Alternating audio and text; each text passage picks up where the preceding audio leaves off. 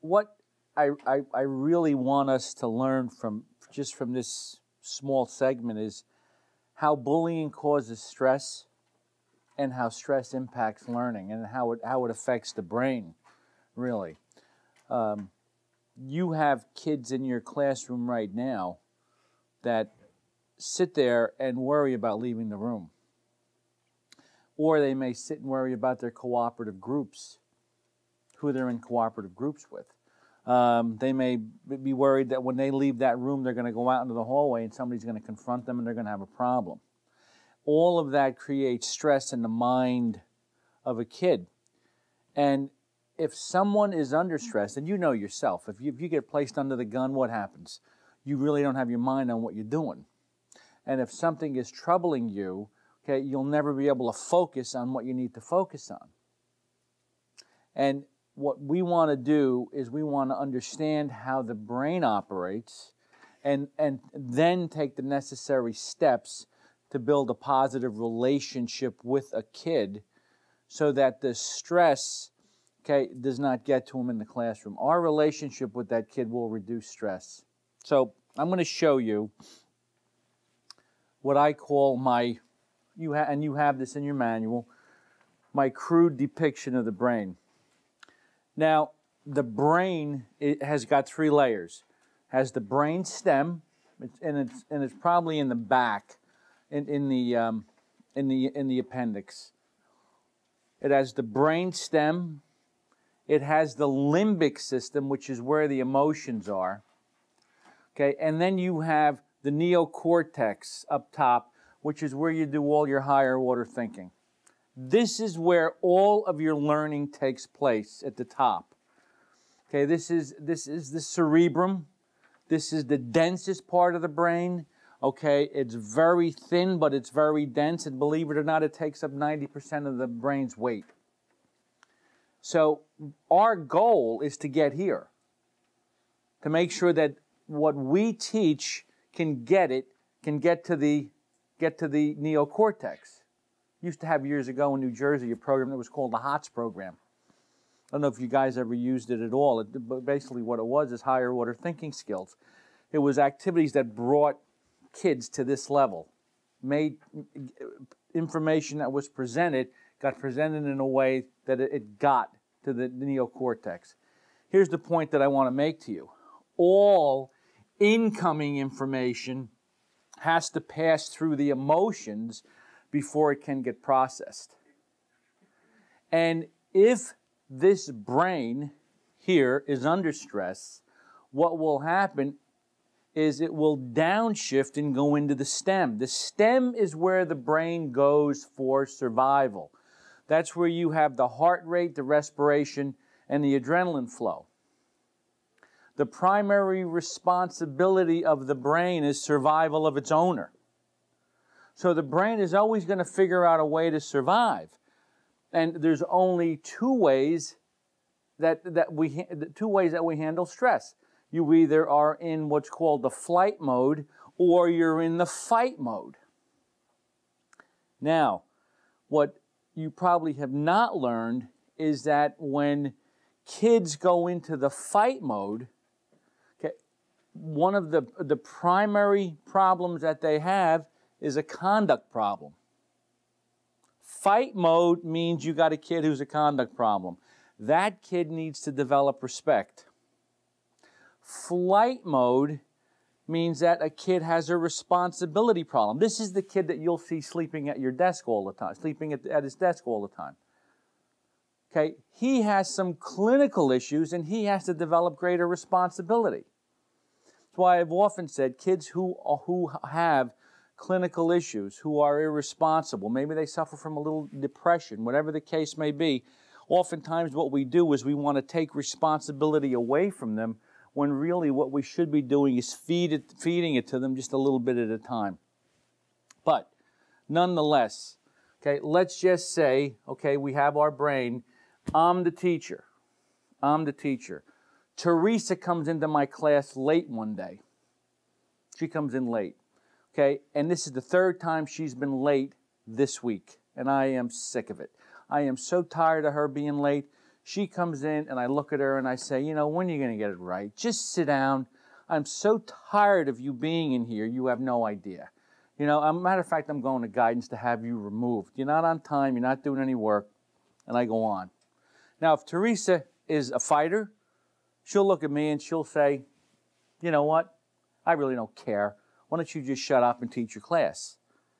If she's not a fighter, if she's a person who is more of a flighter, what'll happen is she'll just sit there and she probably won't do anything. She may even put her head down on the desk. Either way is no good. Here's the piece I want you to understand. I, at that point, put Teresa under stress.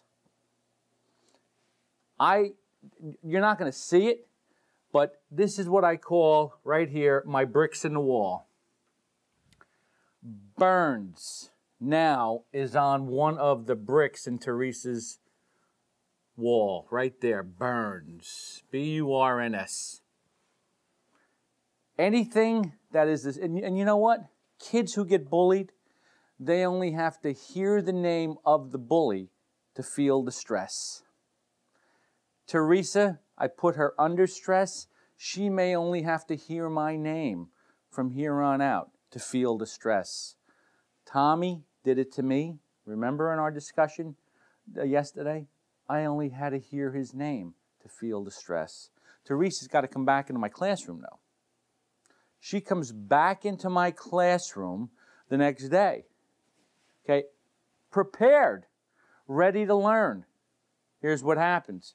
She comes in, okay, I start teaching, she's ready to go, the information comes in, the limbic system intercepts it and says, wait a minute, where is this information coming from? Burns, right? What did I cause? Stress. What's the primary responsibility of the brain? Survival, down into the stem. This is why two teachers can have one student, and you talk to one teacher and you say, how's Teresa doing? Teresa's doing great. I love having her in class. Wonderful. Terrific student. Talk to another teacher. How's Teresa doing? Teresa, I don't even see her. What are you talking about? I don't understand what's going on. Our job is to create a climate in the classroom where all kids can learn and to create a safe learning environment for our students. There are a certain percentage of kids that you're going to have in your class that are going to give you a hard time. Here's what I want you to understand.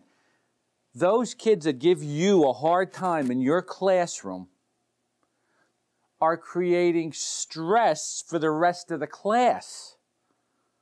They create that stress. When you start to engage in a power struggle with another student, the rest of the class may think it's funny.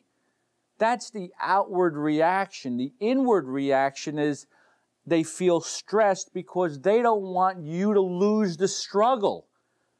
They don't want to have a kid who's a behavior problem or a potential bully, okay, taking over the class. That's why it's so important for us to begin to look at the type of learning environment we have and what kids are giving us a hard time in our classrooms. See, the real bottom line is kids are going to laugh, chuckle, and everything else, but in reality, they don't want you to lose the battle. They don't want the class to be taken over by a bully. They don't want it to happen. And kids who are under stress because of kids in that classroom, our responsibility is to work with the kids who are bullying other kids in the classroom to reduce the stress on the victims. Now, let's just say that between me and Teresa, okay, we got something going on. I got a problem, okay, because Teresa's not learning. But I know it now. Now you know it. So all you have to do is identify certain kids that you have trouble with in your classroom. And then you have to ask yourself the question, why am I having a problem with them? And what you may need to do is you may need to go to them and say, hey, look, Teresa, you and I aren't getting along. This isn't too good. What can we do about it? But I want to let you know, if I'm responsible for anything that's gone on between you and I, Hey, I just want to, let you know I'm sorry and ask you to forgive me. Now, what do you think that kid's going to say if you say to them, I'm sorry, will you forgive me? Probably going to say, yeah, fine, no problem. But they will look for proof the next day that you're for real. They'll accept the apology, but then look for proof. And people say to me all the time, you mean you're going to say you're sorry to a kid? Yes, if it means that I'm going to be able to save the rest of the class and we're going to be able to work together.